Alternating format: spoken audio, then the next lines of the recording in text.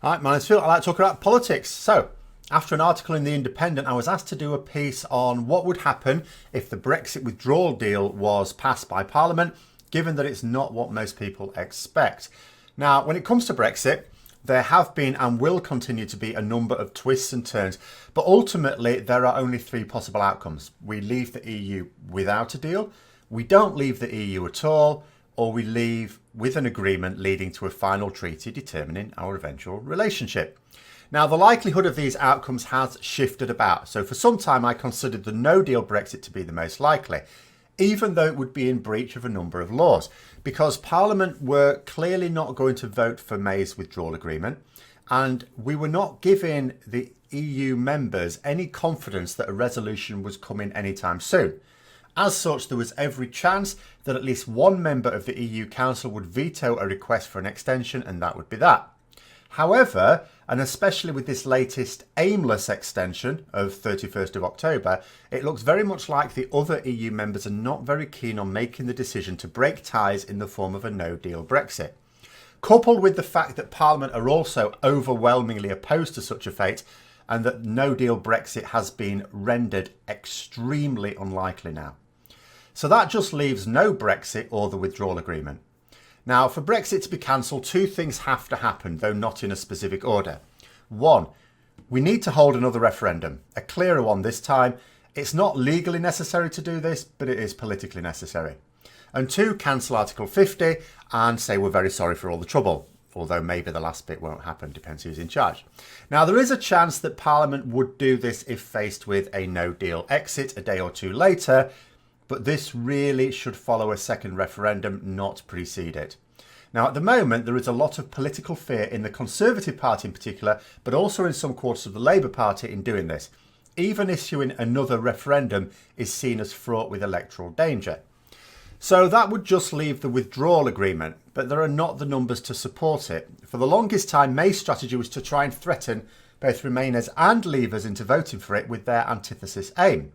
So to Remainers, she said that not voting for a deal risks a no-deal Brexit, the worst of all worlds. To Leavers, she said that not voting for it risks no Brexit at all. Now, the threat to Remainers has lost its teeth somewhat. It was clear for some time that Parliament would not allow a no-deal exit to occur, and now with the EU giving us a 6-month extension without even having to come up with a plan, there's a growing feeling that voting down May's deal doesn't make no deal more likely at all, but no Brexit is the probable outcome. There's even a suggestion that if faced with a refusal for another extension, that we face no deal, that Parliament would actually vote to revoke Article 50 and then issue a referendum in our own time. But the threat of no Brexit to Leavers has increased for exactly the same reasons. At the last time of asking, some hardline Brexiteers did back down completely and vote for the withdrawal agreement. Jacob Rees-Mogg, for example, who described May's deal as worse than remaining in the EU, with which I have to say I agree with him, suddenly changed his position completely, which is not at all like Brexiteers, is it? And decided to vote for the deal. Now, it is possible that more might do so next time as well. It's very difficult to predict, as we're talking about politicians here who will shift their position in completely random ways as they see fit from day to day. The DUP still won't vote her deal through, but there may be as many as 24 Labour MPs who might rebel if it looked like their votes would make the difference.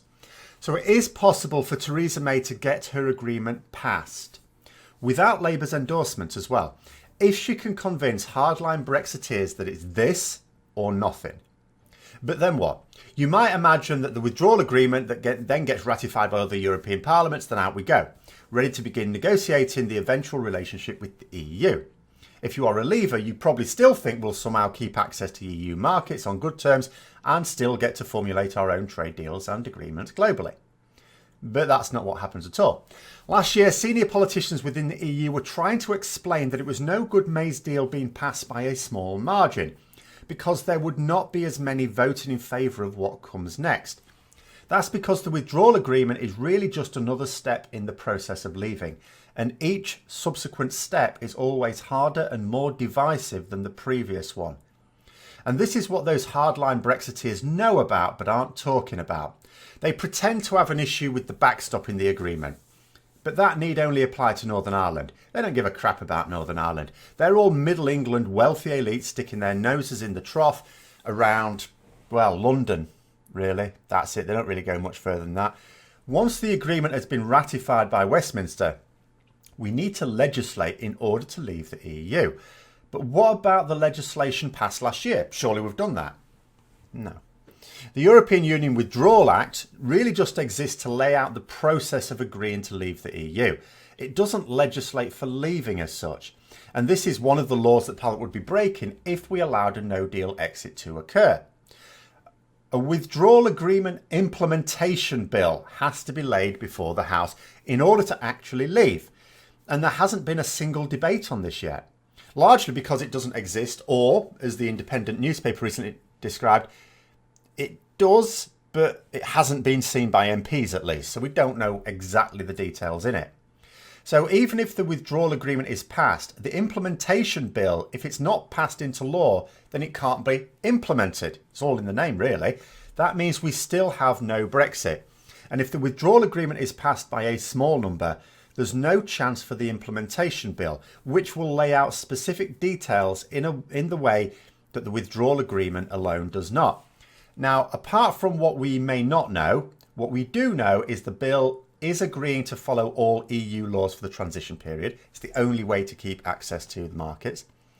That the European Court of Justice has supreme jurisdiction. Now, can you see the hardline Brexiteers voting for that? I mean, the idea that we have to follow laws and defer to courts that we have no say over is something that actually Brexiteers and Remainers both agree on. You know, and although the current plan is for the transition period to last until 2020, you'd have to be simple to believe that we won't need that extending by a lot. If it's taking this long to agree on how we leave the EU, how long do you think it'll take to decide on a final relationship with the EU that lasts forevermore? And until that's decided, we ain't going anywhere. And then think about what this means to the public. The single biggest problem with Brexit has always been that people have not been informed as to the realities of what they are voting for. And this would be another doozy. With the withdrawal agreement passed, the public at large might think that Brexit is signed, sealed and delivered. Some may even think we'll be leaving the next day. No. And if the withdrawal agreement is finally passed, the very Brexiteers who led the campaign to leave and whose refusal to vote for it themselves would have caused all these delays will yet again be voting against the legislation needed to actually leave the EU. But of course, as they're doing now, blaming everyone else for it. So there we go. Let me know what you think. Was that in line with your expectations? If you've enjoyed the video, don't forget to click the like button, subscribe for further content, click the bell notification as well. And until next time, I'll see you later.